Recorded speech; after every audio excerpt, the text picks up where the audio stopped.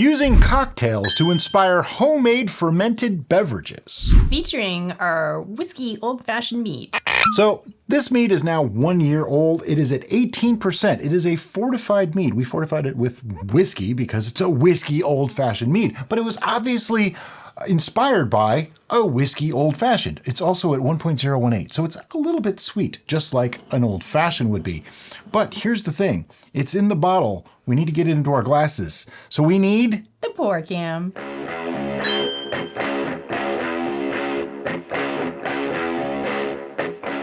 You can guess who inspired this one. It was my idea. We worked together on it a lot, though, as far as what to put into it. And it was pretty impressive as it went, too. Now, as you can tell, these aren't our typical tasting glasses. These are our extra fancy, special gold-rimmed and gold-infused whiskey tasting glasses that were gifted to us by Adam. The originator of the Franklin, by the way. Which was going to be my tie-in to another one of our cocktail-inspired brews. The Franklin is actually a mojito mead. Yep. So it was inspired by the cocktail, the mojito. It's not a mead, is it? Oh, that's right. It was a mojito It's a Killiu, which is like a sugar wine. Right. Regardless, it was still... inspired by a mojito. And so we take the notes of the cocktail, not necessarily a equal amount of the ingredients, just the notes. What is it bringing to the party flavor-wise, and trying to use those in similar punchiness or strengths or whatever term you want to use when we brew. Now, some things are going to transfer rather aggressively, flavor-wise, and other things you're going to need to use a lot more than you may have considered. And that's going to come along with experience.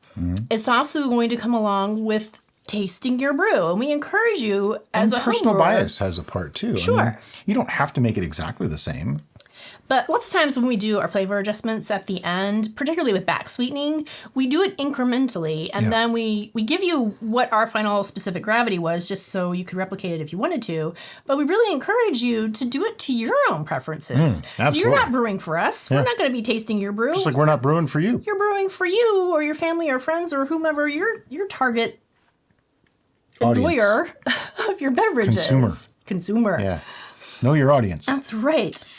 So, inspired by, though. Let's talk about that for a second, because you touched on something. You take the elements that you want from the thing that inspired you. So, like for a whiskey old-fashioned, the things that come through for me are, the whiskey flavor, but also there's some sweetness in there because there's usually simple syrup or a sugar cube added.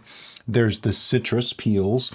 The one thing we did not do, and some people got a little bit upset. Your favorite part is the cherry note. Oh, the cherry note. That's why this is kind of red. We added maraschino cherries. But some people complained, brought up the point that we didn't add bitters to it. And I felt when we were tasting this that it really didn't need it. However, since then, I have added bitters to this because I think this is the last bottle. Yeah. And it is better.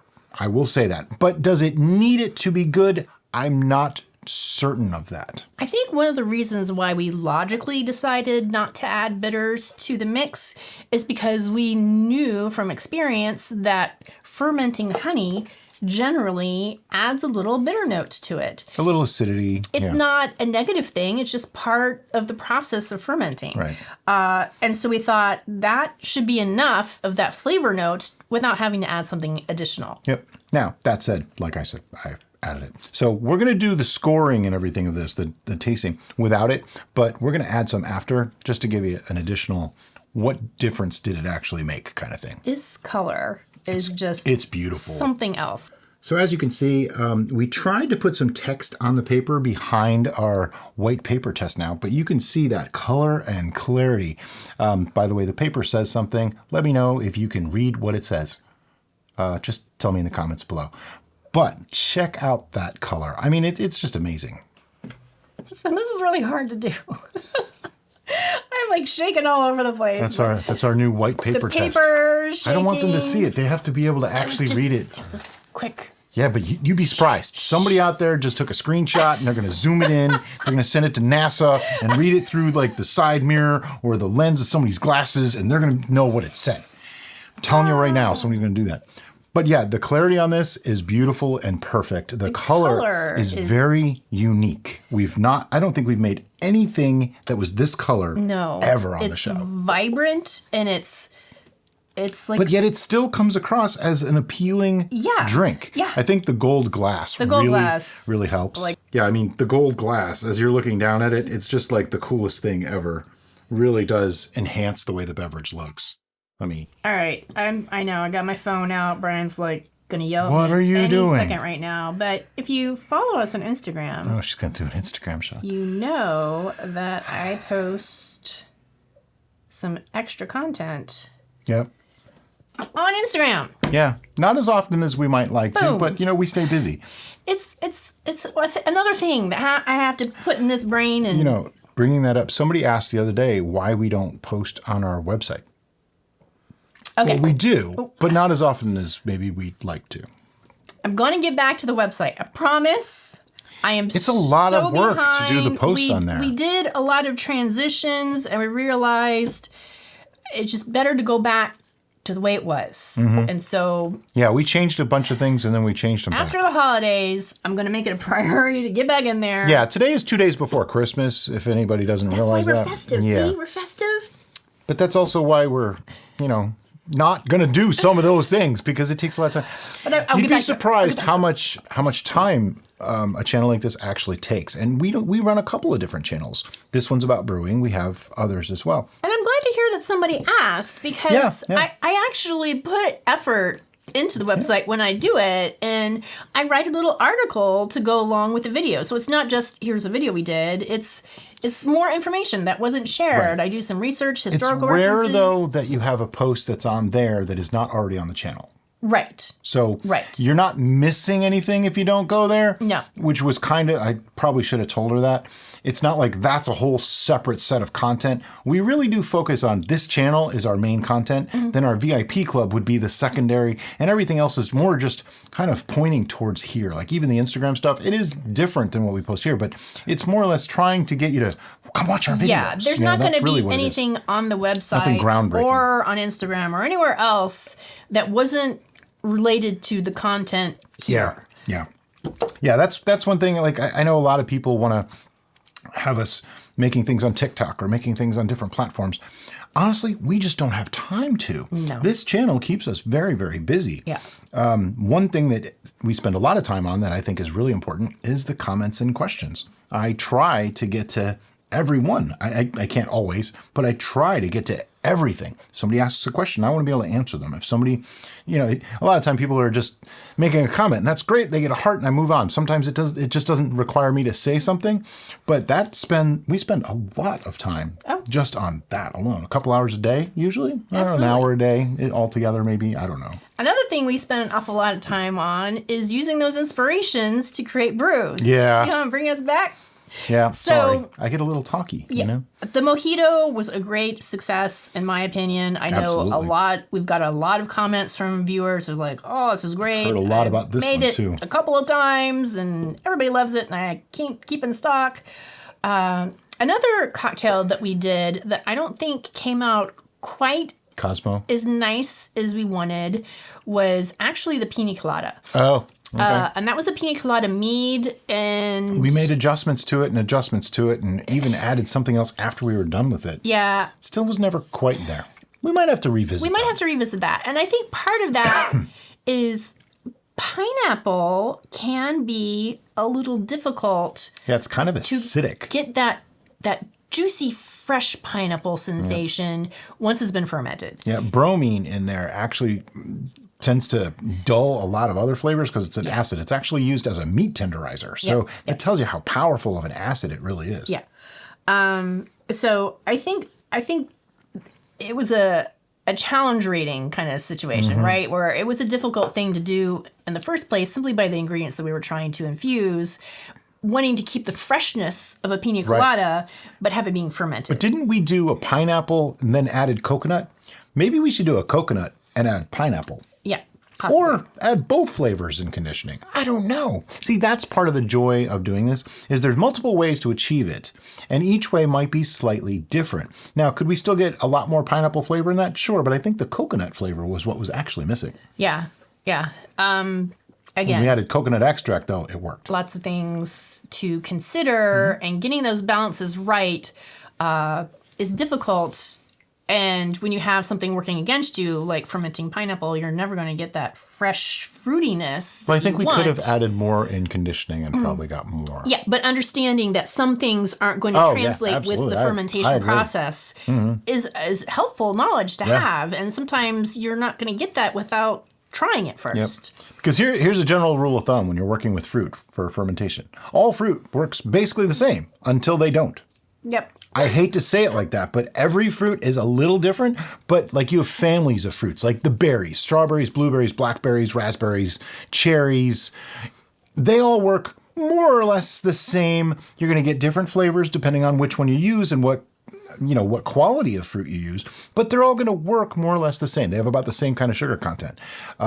Apples and pears are also quite similar, even though they're not the same fruit at all. They work quite similarly when you ferment them. But I think there's more. Is it the malic? What is? There's more acid, there's sorbitol in pears, which is kind of like a non-fermentable sugar. But they both have malic acid. I think apples have more malic acid. Yeah, I think so. Which can be another. But also depends on the brand of the style of apple. Yeah. They're all different too. But that's why generalizations are generally wrong. But fruit in general does the same thing until it doesn't. I like that statement because if you think about it, it makes a lot of sense.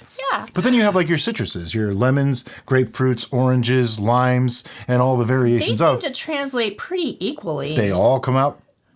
They all do the same thing. They're going to taste different, but they work more or less the same. You can substitute one for the others. That's what I mean by they work the same. Right. You can substitute blueberries for blackberries, more or less, in a recipe. And it's going to be blueberry rather than blackberry, but it's going to work more or less the same. Yeah, you know what I mean.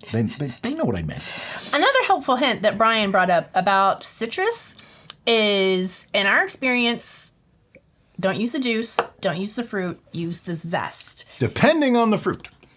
Citrus. Yep, depending on the fruit. Mandarins, we have found. Oh, yeah. Someone told me, I think it was Stephen Patrick. That's right, the mandarins. He said mandarins in particular have sweet, sweet flesh, but their zest is actually more bitter, which is different than, say, a regular navel orange or a Florida orange or a California, where the outer zest is going to be very flavorful and sweet, kind of, and the inner flesh is a little bit less sweet than a mandarin would be. So Brian brought up our Cosmo, and it was a mead as well, wasn't it? No, it was Cosmo wine. It was Cosmo wine? Yeah, Cosmo wine. That's right, it was on my side. Mm-hmm. So it was okay. That was another problematic starting point because cranberries can cause issues. Now, we've fermented with cranberry juice, we've fermented with craisins. We haven't done just plain old straight up cranberries. No, they're rather hard to find sometimes for us. In the holidays, it's easier to find fresh. But we could probably just find frozen cranberries. We never seem to want to do it then. But maybe we should just buy some and freeze them and just for later. But we could also use frozen cranberries and be the same thing. Sure. But that's an important thing to talk about too. I know that's a little out of the depth of this particular conversation, but it does matter because a lot of cocktails are fruit infused. There is probably zero difference between using fresh fruit that you froze and thawed to use versus buying it frozen, except for one little thing. I'm going to go out on a limb and say that if you bought it frozen, like it was frozen, packaged frozen, it's probably better quality than buying it fresh, freezing it. Right. Because it's picked at the peak of freshness, like they say in the commercials. And then flash frozen. Flash freeze it. So it's like frozen in animation. It's stopped at its best, awesomest. I want to say something about the flash freezing, though. The flash freezing doesn't actually break up the cell walls like regular home freezers do. So a suggestion is take that frozen fruit, let it thaw, and then refreeze that whole bag just as it is. Just put it in a container or another leak-proof bag because they tend to leak. They do. But that way you're creating those ice crystals that break up the cell walls and actually allow you to get to more of that juice. So there's a little extra in this one. Yeah. All right. What other cocktails have we used as an inspiration point to make a brew? That's a really good question. I mean, we've done many inspired things, but actual cocktails. Didn't we? No. I was thinking eggnog, but that was a different thing. No, that we actually made Eggnog. We did make eggnog, yeah.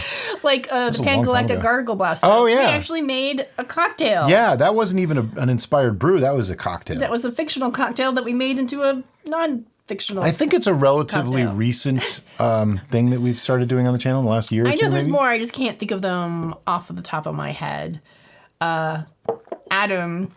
Adam will tell us. The Adam. He's on probably the ball. listen. He probably knows already before and just like, oh yeah, this, and this. And he has the ability to post links too if he wanted to. Yeah. On this. But he doesn't video. have to. He can just put it in the comments, and then just you tell have us so we to can take care of it. look around in there and find Adam. But really, I wanted to go more in depth about how we achieved what we got on this and talk about what this tastes like. Okay. I like whiskey old fashions. It's a nice way to have the true expression of the whiskey with some embellishment to it. A lot of my old fashions are usually made with a bourbon, which I think we used Wild Turkey to make this, which is my general bourbon of choice, Wild Turkey 101. Now, bourbon itself has some caramel notes, some vanilla notes. Sometimes it's a little bit sweet. It has a lot going for it. So an old fashioned takes some of those notes and expands on them by making the sweet a little bit sweeter. Adding the citrus, the little bit of orange zest adds just a touch of acid to cut down that little bit of extra sweetness, but it also tends to bring out the caramely notes a little bit better. And then adding the cherry, I just love maraschino cherries. The really horrible ones for you that are like, irradiated red. I don't care. I like them. Sorry, I grew up eating those things. I love them. That in itself adds a sweet note to the cocktail. Like a sweet tart. Yeah, that ups all the flavors. Like everything about the flavors comes through. And I believe better. because we used some of the syrup, I think. We used the cherries and the syrup, as I recall. I think that's what bumped up the color to this beautiful the cherry syrup added intensity. that color. And I just love that color. I'm sorry. I don't care where it came from. It's beautiful. Now, the notes that came through on this are a little bit of the whiskey. It doesn't have the whiskey burn like a whiskey would. The sweetness definitely comes through. The maraschino cherry is just like... It's literally the cherry on top of the sundae. It's like just right there. It's the icing on the cake, whatever metaphor you want to use. The citrus hit is actually coming through just as a little bit of acidity, kind of cutting through some of the sweetness. Mm-hmm. This was a 1.018 sweetness. Wow. It's also 18% alcohol. Yeah. That is almost half of what what whiskey could be.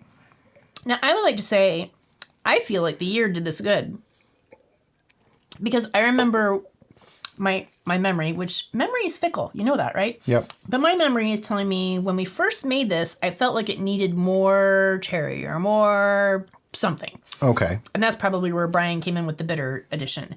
But sipping it right now, thinking about it, I'm actually really enjoying it. Oh, yeah. This is wonderful. This is actually really, really good. One of our better cocktail-inspired brews. One of our better fortified Meads. Now... Some people may have said, well, could you make this without adding the whiskey? And you can make something like this without adding the whiskey, but you're going to take in all the whiskey notes that Brian went through and add those as well. Yes, exactly. That's so it's what going I to was be just a gonna say. completely different creation. So the ways to do it, you could add a little bit of a bochet honey or a caramel of some kind or a caramel extract of some kind.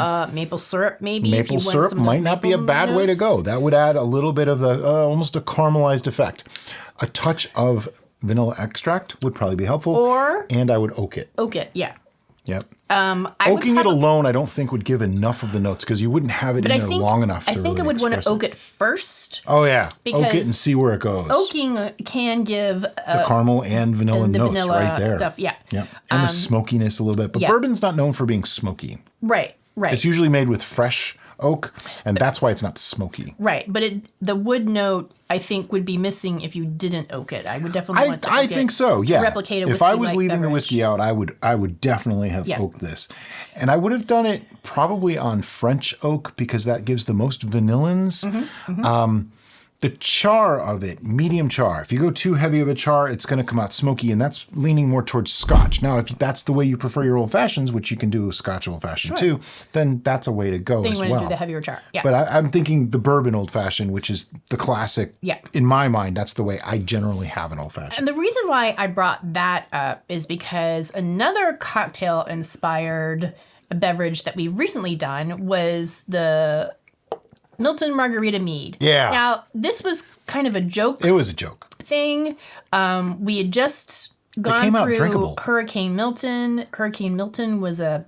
Hurricane Milton can go... Add your expletive here. He was a big jerk face. So we were at the grocery store. We were still seeing the damage. It was really depressing. I think it was the first day back. We went shopping and got food and we saw in the freezer section the Margarita mix. And we're like, you know what? It's not something we would ever buy. As evidenced by the fact that I didn't know how to open them. Yeah, which was absolutely hysterical. I've never opened a package like that before. Go watch it again. I didn't know what to do. It's okay. A lot of people made fun of me for that. I'm okay with it because it just means I've never drank crappy brews. So there. And because I was so proficient means I have. What was I going to say? Oh, lots of people in the comments of that were like, oh, you should have done this. You should have done that. Yeah, there's a lot of suggestions. And yes, there are a multitude of ways that you can come about a problem or a concept to create something similar. And so they were trying to add ingredients that would replicate the tequila because we didn't add tequila. Yep. We didn't fortify that one with tequila. We just left it. Well, some people were actually trying to replicate the citrus itself rather than using a margarita mix. And I applaud that. There's nothing wrong with that. Sure. So if we wanted to make a real margarita brew and try to be a little bit more serious about it, because we were not being serious with the Milton. We would definitely have started from scratch and used the elements from the flavors to recreate it. Because we have fermented with agave before we made an agave wine. It came out really great. But it doesn't taste anything like tequila. But it doesn't taste like a tequila. But there's it's really good. I actually really liked it. There's other things that we could have gone from a different, more serious standpoint, which wasn't our and that's the whole thing goal. Is intent. Right. And use different elements to replicate a margarita. And we might do like a strawberry margarita and do it a little bit appletini. Well, that's a different thing, but sure. There's so many cocktails out there that are great that we can use as an inspiration point to create a brew. I mean, some ways that this could be different. Like imagine if you didn't want to fortify with whiskey and you wanted to use different ingredients than we did to achieve a similar result. Well, leave out the cherries, but just use the juice. Add in more orange juice rather than the way we did with the zest.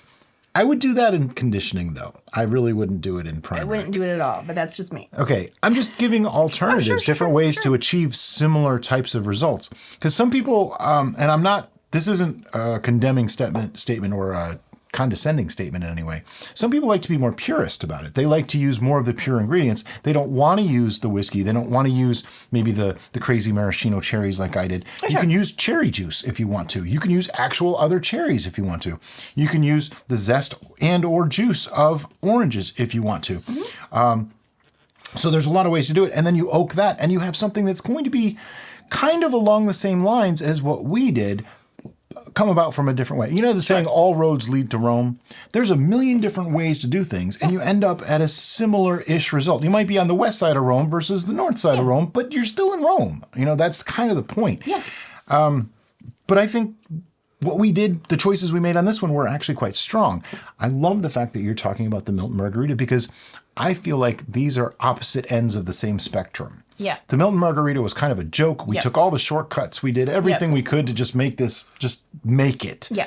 And then the Whiskey Old Fashioned, we took our time and we added thoughtful ingredients and methods to make it what it is. Right. Do I think we could make this better? Yes. I think oaking it would make it even better. I think adding that extra infusion of oak into this would even improve it more. But is it good now?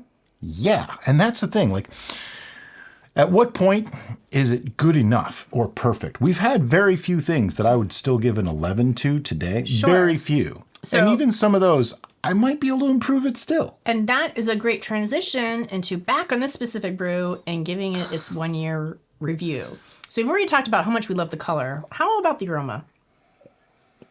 I'm loving the aroma too. I'm going to need a bigger pour for that. I'm getting the cherry on the aroma. I'm getting a little bit of the citrus on the aroma. I'm even getting some of the whiskey notes.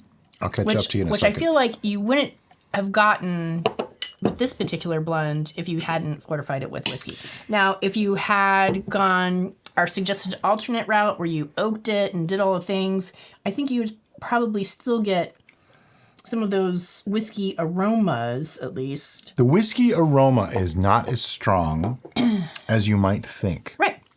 It's there. Like, if I didn't tell you that there was Wild Turkey 101 bourbon in this, I don't think you'd guess that. Now, I don't think it's there that strongly. Again, our memory is fickle, so anytime we misspeak, Editor Brian is going to put a little disclaimer saying, we were wrong. They correct us. Here's what happened. It's okay to be wrong. It's perspective, because we're giving our real, what we're experiencing of the beverage right now. And, all right, so wait, I just want to say one thing. Somebody accused us of lying in our tastings. There's absolutely nothing to gain from lying in our tastings. If it's good, and if we taste a particular thing, we're going to tell you. If it's not good or there's something that we taste that we don't like, we're going to tell you. We kind of do it all the time. We're fully transparent from the beginning to the end, so you can make this. Yeah. If we lie on a tasting note, it doesn't help. And you don't get that, you're going to be like... You're not going to believe us ever again. Right, so there's no reason for us to lie. Our goal is not to get you to watch this video. It's to get you to subscribe, become a member of our community, and watch everything we make. And maybe even become a VIP and enjoy the hobby of homebrew. Not to lie to you, just to get you to watch one video. That's not helpful at all. It doesn't do anybody any good.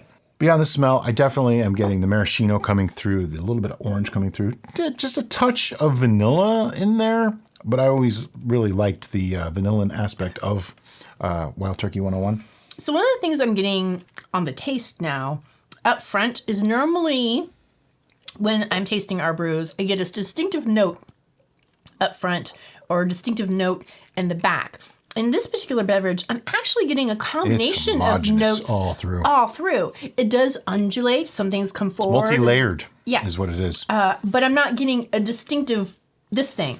No. So for me, at the front, I'm getting the cherry. Mm-hmm. I'm getting the sweetness of the honey. And I'm getting a little bit of those whiskey notes floating around in there. The citrus comes in a little bit more after it's had some time in my mouth. Yeah. I need some more for science. I'm getting the spiciness of the high rye of the Wild Turkey coming through more in like the half to 2/3 and at the end, even on the exhale. That little bit of a spicy note is definitely coming through. I think it's helping cut the sweetness level just a little bit, which is why you use a high rye whiskey or bourbon for old fashions. I think because we did so well on having a good amount of the cherry and the citrus notes, I'm not reading an alcohol note on the flavor. No. I'm reading the alcohol and the sensation of my mouth. This one will get you crocked. My tongue is getting that little tingly numbness going on already. This is 18% and it doesn't taste like it. It tastes like Happy Fun Juice, but it feels like, this might be a bad I'm idea. on my third, and I gotta admit, I'm starting to feel it a little bit. I wasn't thinking about that. So danger. Watch out. But it's absolutely lovely. Now, I'm not going to do that until after I give a score. I was going to get out the bitters and do that, but I'm going to do it after we give a score. Do you have any flavor notes you want to add to that? I think we've covered everything that we can possibly cover.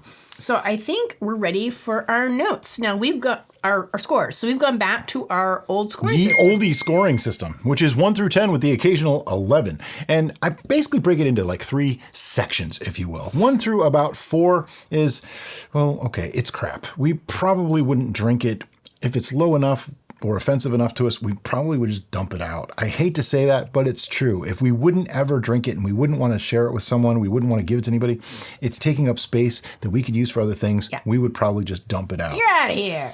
But you probably saw that in the video, like Nettle Mead. I think I gave it like a 2 or a 3. So that tells you something. I think we still have that one, though, because she won't let me dump it. But anyway, 4 to about 7. I've dumped a bunch of those. Oh, have you? Okay. Well, I take it back then. 4 through about 7-ish is, these are good. This is perfectly fine. I would drink this.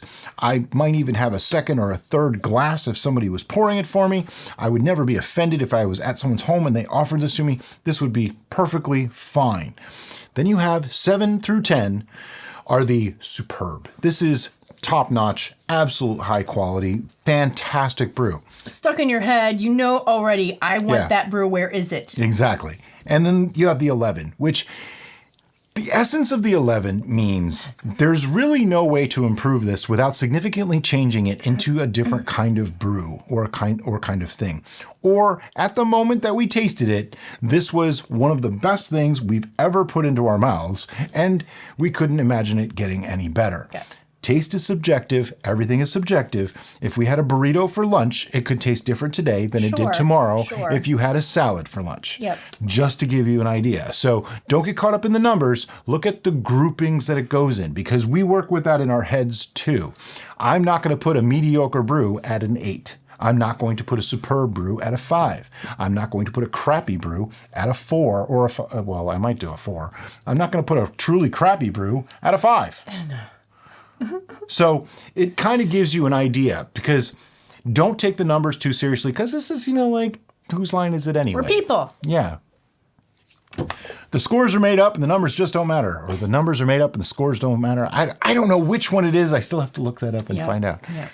But anyway. You need to, tape it on our tripod. So. Yeah, it needs to be on a sign right over the camera so that we see it, because I'm staring right at the camera right now. Do you have a number, Brian? In a second.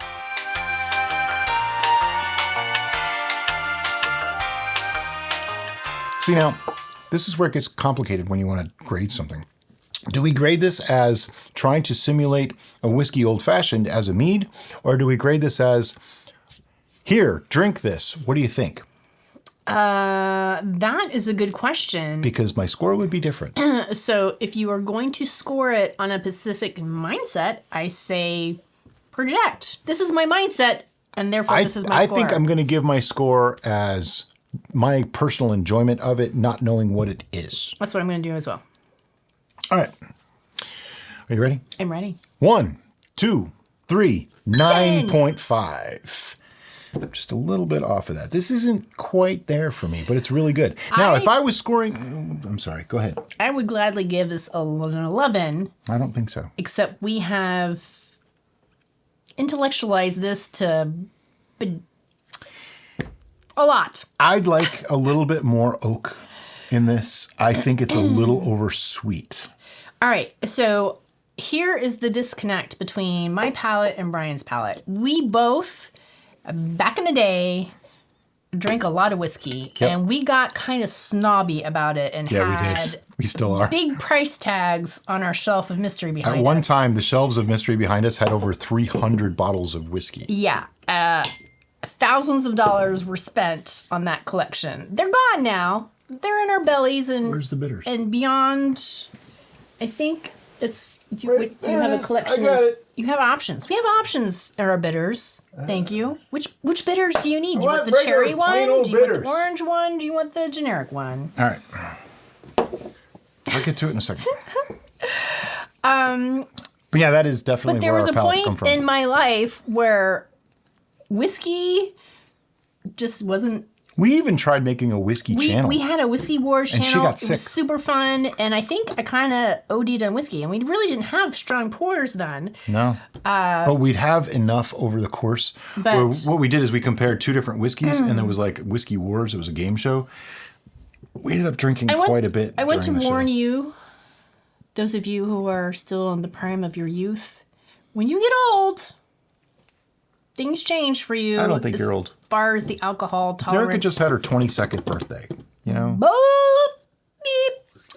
Anyway, so whiskey and I don't really get along very well anymore. You don't drink as much as we used to. I like when Brian has something, I like to smell it because I still really enjoy the aroma. You'll take a sip or two. And then I might take a little sip, go, oh yeah.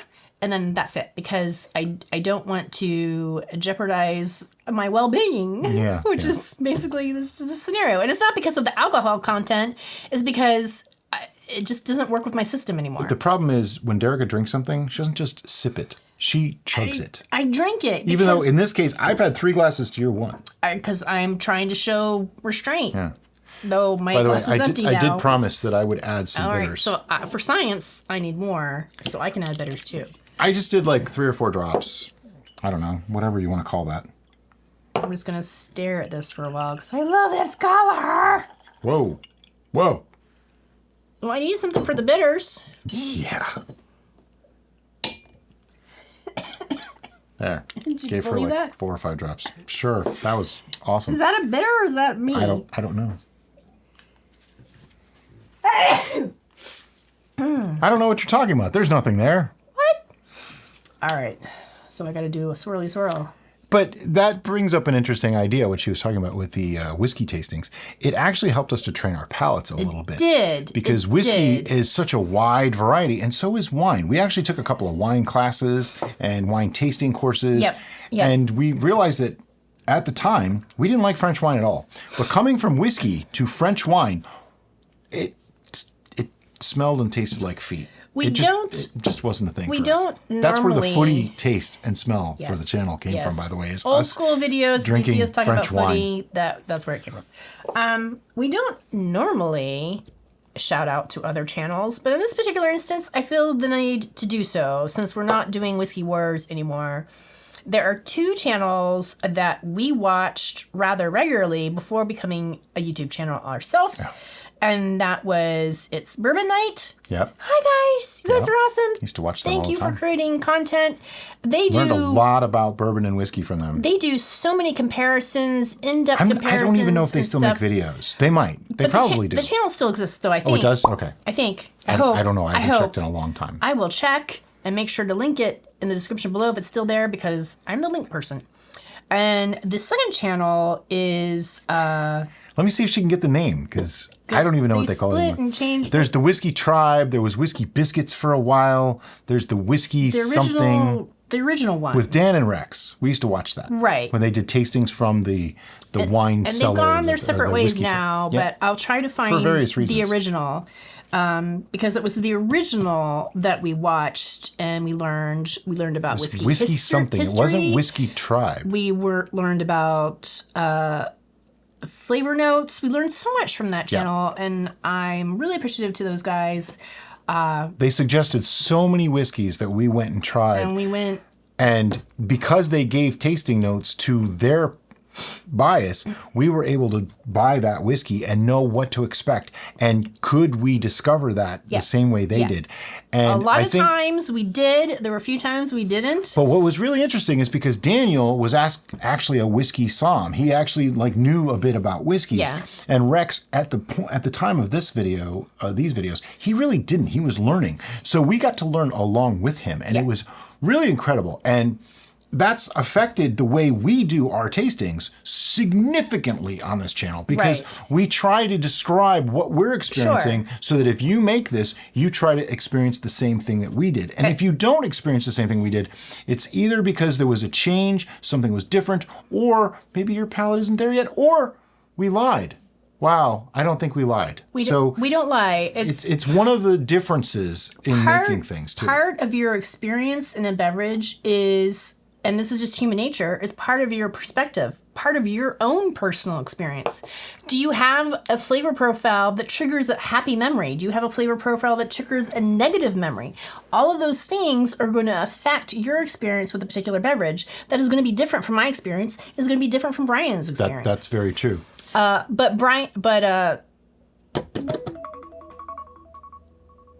Something's done pasteurizing. I'll get to it in a few. But the guys at Whiskey... Now I have to look it up. Oh, jeez. It's not the Whiskey Channel. Is it the Whiskey? I don't know. Anyway, they helped us think about things and intellectualize our tasting experience. And I think that was really helpful on us giving our experience to you and expressing it verbally rather, because... you can't share this drink with us, unfortunately. You're not here in our kitchen. We wish we were, because we'd be pouring everybody a drink and this bottle would be gone. We'd all be happy. Whiskey Tribe is their current channel where they do stuff at their distillery. You typed something really weird. Dan and Rex. So what is that? Was Daniel? He was on the Whiskey Tribe for a while too. Whiskey Vault. There you go. The Vault. Whiskey Vault. That was the channel we watched. I tried watching some of the other stuff. I found it somewhat a little too silly for me, so I didn't really follow it much. Anyway, again, links in the description below if they're still available. But we were grateful for that experience and being able to share that, that they shared that knowledge with us. And now in turn, we're trying to share the knowledge that we've gained with you. And hopefully that helps. We love your input. We love for you to share back with us and with the community at large, because that's how we all learn. That's how we all gain more information onto how to better our brews, which is the ultimate goal here, right? One thing I want to clarify, I said a few minutes ago, if your experience doesn't match ours, you did something wrong or something to that effect. That's not what I actually meant. No. Your experience may be different than ours because your palate may be different than ours, which isn't good or bad. It's just different. It also could be that your environment is vastly different than ours, so your result was different than ours. Also, we see this all the time, and please nobody get offended, but saying, I followed your recipe exactly, except I used a different kind of honey. I added more honey. I used hops instead of this other thing that you did. I used this fruit instead of that fruit. I did this instead of that. I did this instead of that. I used this yeast instead of that yeast. And then I fortified it even though you didn't. Saying you followed our recipe exactly and then telling me all that means you didn't follow our recipe exactly, so you're not going to get the same result. I'm not saying you're wrong to do all that. I'm saying it's a little misinformational to say you followed our recipe exactly if you actually didn't follow our recipe exactly. To expound on what Brian just babbled off, each one of those things that he mentioned on their own is going to change the flavor profile of your brew significantly. Except for maybe yeast. If you did all of those things, then... You didn't make the same thing at all. We did not make the same thing at all. Just immediately adding more honey than we did and changing the fruit makes it a different brew. And I want to clarify all of the additions and subtractions and different ways of coming about a problem that we mentioned in this particular brew. As we mentioned in this particular video, you are not going to be creating the same thing. So if we go back to our whiskey old fashioned and we don't use whiskey, instead we use all the notes of whiskey, we are going to create something that tastes vastly different from this. It might be better. Will it be better? Will it be worse? It's going to be different. I can tell you Just that. like you can make an old fashioned a lot of different ways. Absolutely. And each one of those are going to be tasting different, correctly? Like right? My idea is bourbon, but I know some people that use all kinds of whiskey for old fashions, and they're going to taste different. That's just part of the way it works. Yes. All right, so we got our notes on the 1 year. We got our notes on using cocktails of inspiration. Mm-hmm. We got our notes on how to resolve a problem or an inspiration and coming at it from different viewpoints. I think we summarized a lot of stuff. We talked about a lot of things. I think this was a really good episode. I hope you watched it to the very end and didn't just skim forth, because... If you watched it all the way to this point, say, I saw it in the comments. That way we know that you actually watched all the way to the end. That way I don't have to put up one of those little things. Good job, Brian. All right, thanks. And as always, guys, thanks so much for watching, and have a great day. Bye-bye.